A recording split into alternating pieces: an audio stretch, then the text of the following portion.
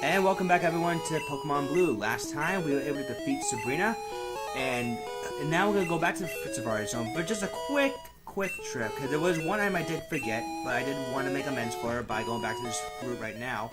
And possibly making up for your epic fail in the earlier video. I know.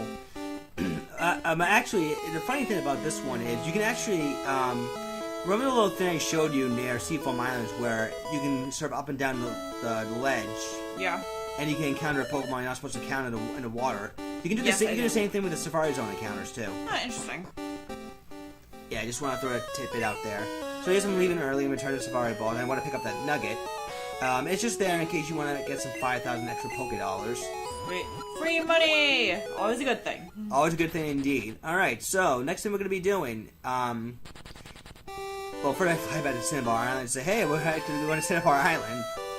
Alright, so...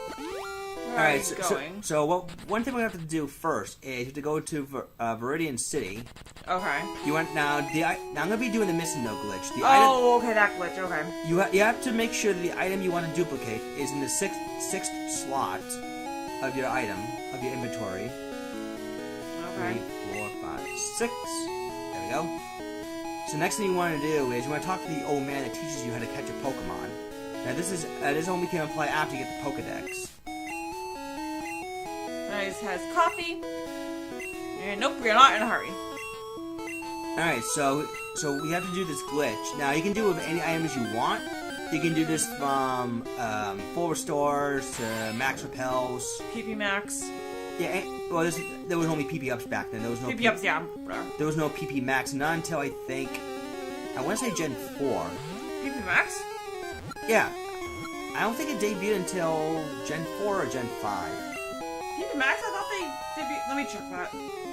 I know there was PP ups in Gens 1 through 3. I mean, those were the only ways you can level up Pokemon's move, meaning the amount of times you can level it, meaning the amount of times a Pokemon can use it. Third gen. Oh, it's third gen, okay. Yeah, third gen. Oh, you had to look it up. Yeah. But I was like, wait, you were the one that said it didn't exist until Gens 4 or 5. I was thinking to myself that I actually think they were earlier well, than I that. wasn't sure of myself, okay? Alright. I don't always go earlier.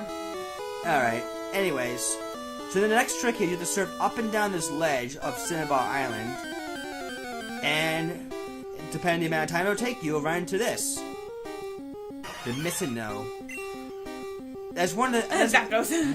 Yeah, that's one of the glitch. That's one of the things you can run into doing the Missing No glitch. Now you don't have to fight it. You can actually simply run away. And booyah! Check it out. Yay! Infinite nuggets. Infinite money indeed. Sweet. I'm gonna be a rich boy. And so right here, I had to glitch through a few TMs off screen. So I wanted to have you guys through everything. And this is some of the updated moveset. Sweet. Double-edged Thunderwave attack. Yeah, so I want to give Jolteon basically like a bit of a mixed setup. I mean, I know it doesn't have high physical attack, but I figured why not chance of high crits. Yeah.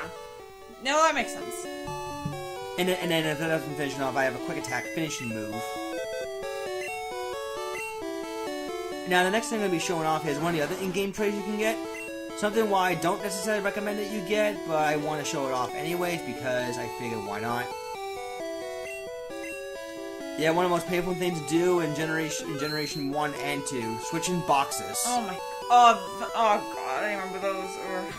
Yeah, you can run into like a really rare Pokemon or a legendary Pokemon, and if you try to catch it, if your box is full, it'll tell you cannot catch the Pokemon because your box is full. Or if you're Gen 2, you have to save every time you freaking switch boxes.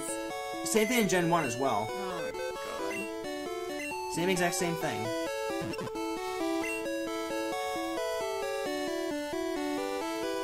And thank God for Gen 4 for infinite inventory system. Oh, thank God for that, yeah.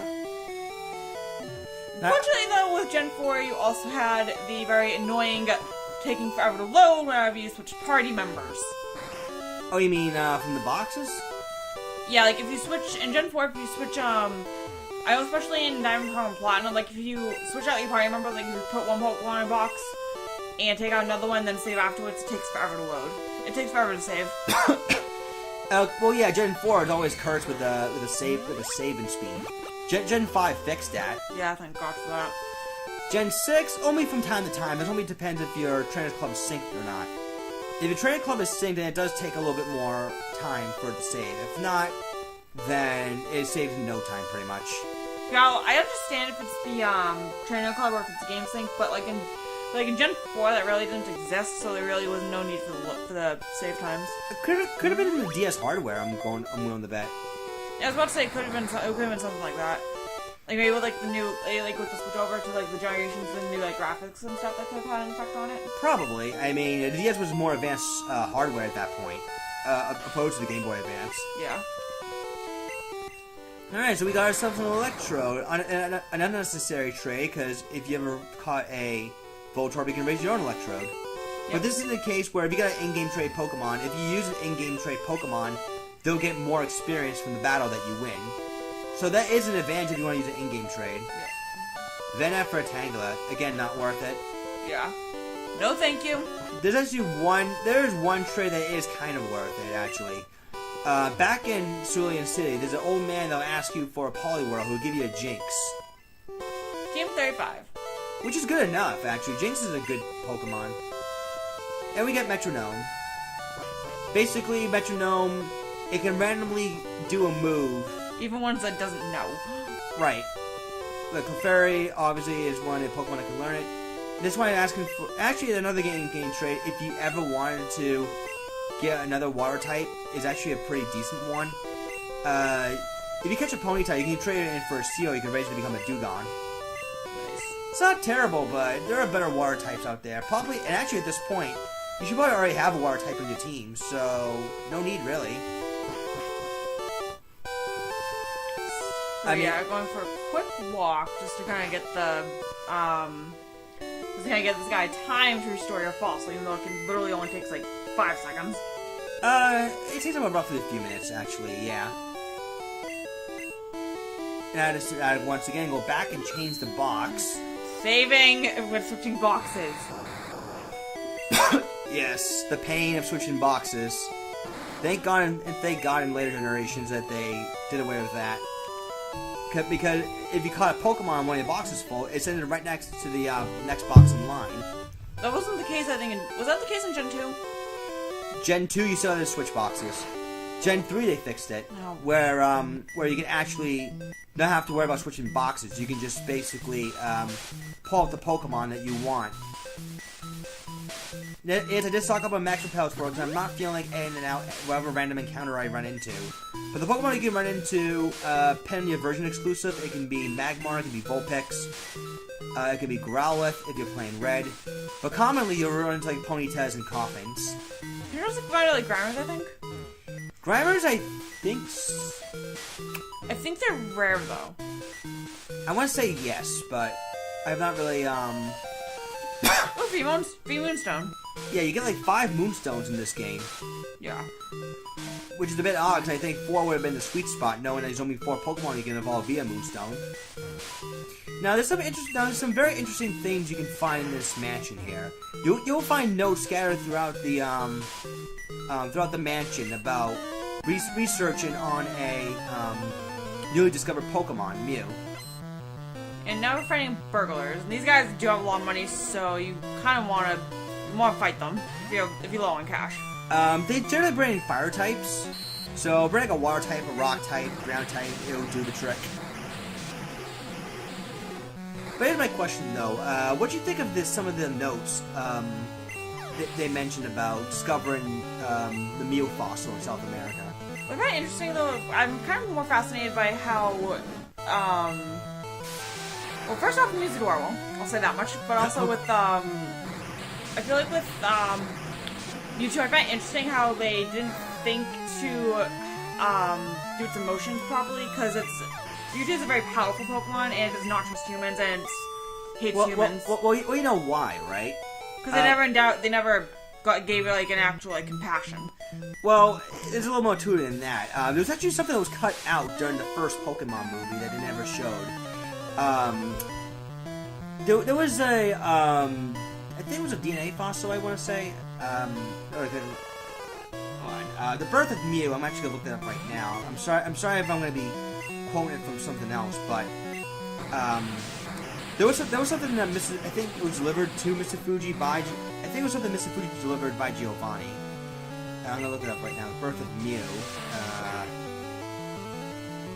I mean, I know the rest of it off the top of my head. I'm just trying to figure out what this is. And meanwhile, you're just using Slowpoke to kind of destroy this guy. So yeah, Charmander and Ninetales. Yeah, as you can see, they have a lot of money. Okay, so it was searched by Team Rocket Grunt Miyamoto to discover a fossilized Mew eyelash. Giovanni brings the fossil to Dr. Fuji. Okay, that's what happened. He brought the fossil to Dr. Fuji for him to analyze it. Huh. And it was actually from Mew's DNA. So they managed to clone Mew. But there was another version of the Pokemon movie Mewtwo Strikes Back that they cut out, and that was Mewtwo when it was just in the early stages of a Pokemon. It was bonding with another clone. So it was a clone of the human girl named Amber. Oh yeah, I remember that. Yeah. And she died after living only for 4 years. And you have no room for items. Yep. No room for items. Isn't that lovely? Thank you, limited item storage in Gen 1. I think I decided to use. I think I just tossed the Metronome TM because I didn't really have any use for it. But basically, Mew's only first friend actually was another clone named Amber, and she died after 4 years. In which that unfortunately Mewtwo, when it was just a young little Pokemon, was bonding with this girl. Like he was making a legitimate friendship with her, and then she just died. It was sad, and then I think it was tranquilized to be put to sleep. And it wondered, who am I? Who am I? And then later it was awoken by Giovanni. And at first it was doing Giovanni's evil bidding with Team Rocket. And then he questioned, why is he being treated like this? And Giovanni basically answered, this is how you were born. And Mewtwo, being outraged, then destroyed the entire lab. The entire Team Rocket laboratory. Right. And that was when Mewtwo grew disdain for humans.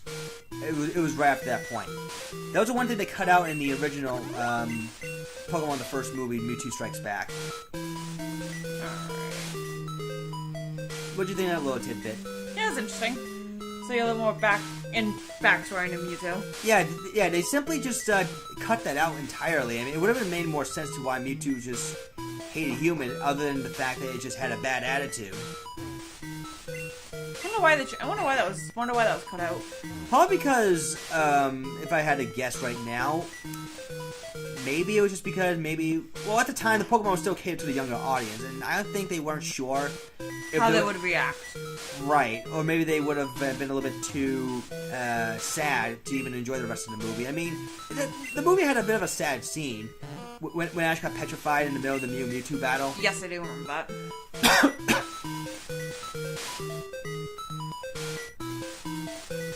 Alright. Music's annoying. Well, yeah, it really starts to drag and drag and drag. It's just a friggin' loop. I mean, the only reason this play has any significance towards it was the Pokemon you may encounter towards the end of this game. If you choose to go after them, I don't know why you wouldn't want to go after it. Yeah, and I think actually now I'm thinking about it, in Fire Red and Leaf Green, I think, or in 4th Gen, you had to come here in order to unlock Cinnabar. You mean the Cerulean Cave? No, you have to come here in order to unlock, I think, Cinnabar Gym. Well, yeah. Okay, you're talking about get the gym. Yes, you do need to go there because the gym is locked, and you need a key to open the door. Right, and you can only get this key in the mansion, in Cinnabar, in Pokemon Mansion. Right, that's the only reason why you have to come here. Yeah. Otherwise, this would have been an optional grind quest, grind fest. Call it what you want. But yeah, that's how it just pretty much works. See, the scientists here use basically a bunch of electric type Pokemon. Occasionally they'll switch to poison, but a good ground type would do it in. And just because you can just Swords Dance. Yeah, Swords Dance boosts your attack by 2 stages, as you see right there. Yeah. So Sand Slash, if it's not able to one-shot anything before, it's going to one-shot this thing now.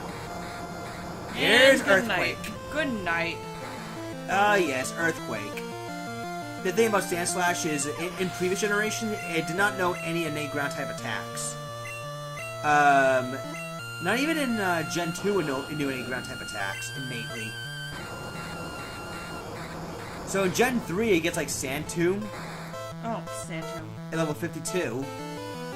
Gen 4, it gets Sand Tomb and I think Magnitude. Yeah. And then Gen 5, it gets Earthquake. It was Gen 5 or was it finally Gen 6 that they figured that out? Gen 5, I want to say. Because it was around that point in time where they thought they'd try to make the underutilized Pokemon, ground-type Pokemon good, but then guess who comes along in Generation 5? Excadrill. Ah, yes, Excadrill. Excadrill is just a better ground-type to use in general. Oh my god, I love using Excadrill. Friggin' Sand Rush is just more of a reason alone to make it threatening. Yeah. Especially during a sandstorm.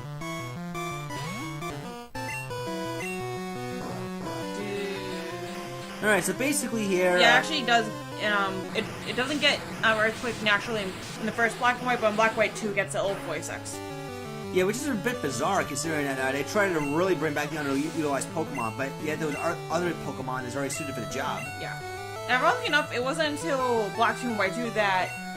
up until Black 2 and White 2, the only ground-type move Sandslash got naturally was, Sand Tomb. Sand Tomb is a ground version of Wrap. Yeah. And then it gets Magnitude, Dig, and Earthquake naturally starting from Black 2 and White 2. Okay. But here's a question, though. When you play some of the other Pokemon generations, I know you play pretty much all of them, and I have myself. Guilty as charged. Have you always tried to branch out and use different Pokemon? Oh, by the way, that was Hyper Beam. Yeah. The third strongest normal attack move in the game. If you kill a Pokemon... Here's a little fun glitch about Hyper Beam. If you knock out the Pokemon when hitting Hyper Beam, you skip the recharge phase. That's gonna be important for later. Much later, yes. The question I was going to get into earlier was, have you always liked to branch out and use different types of Pokemon, or do you keep finding yourself going back to your favorites when building a team? I've tended to go to my favorites.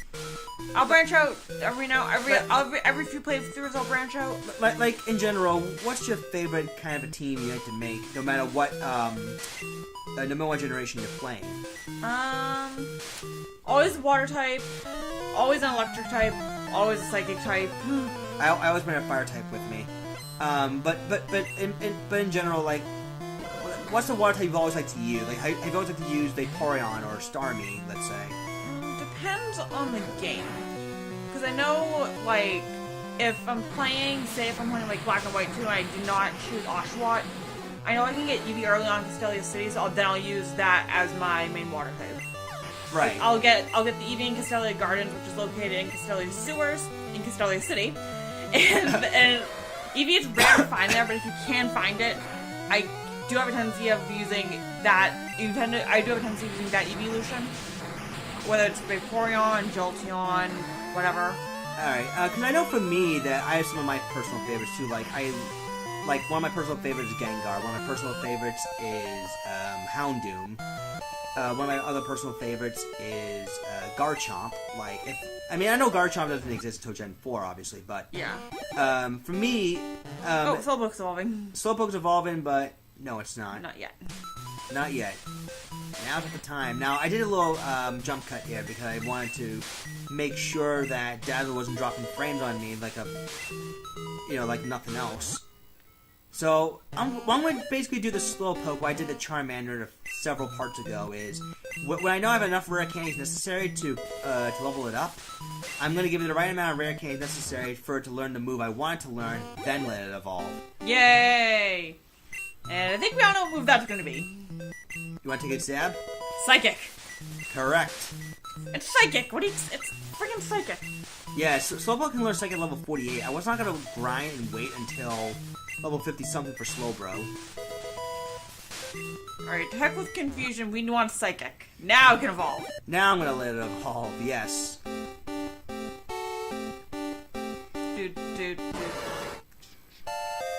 Well, I know for me, I tend to use a lot of my favorites sometimes. I mean, I'll use the occasional flyer as well. A flying type is another one that I almost always have on me. I don't always go for a flyer type Pokemon. Occasionally I'll do it.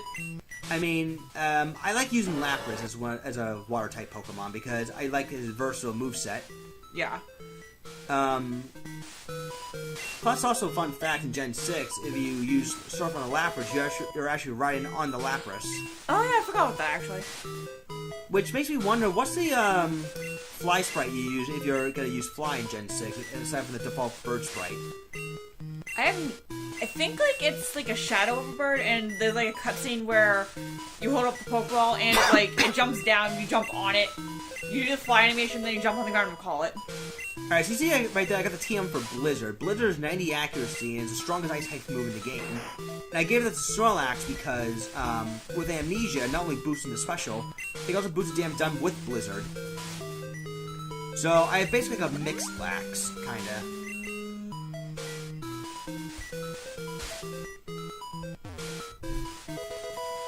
And full restore, always helpful. Always helpful indeed. You can buy lots of full restores later on.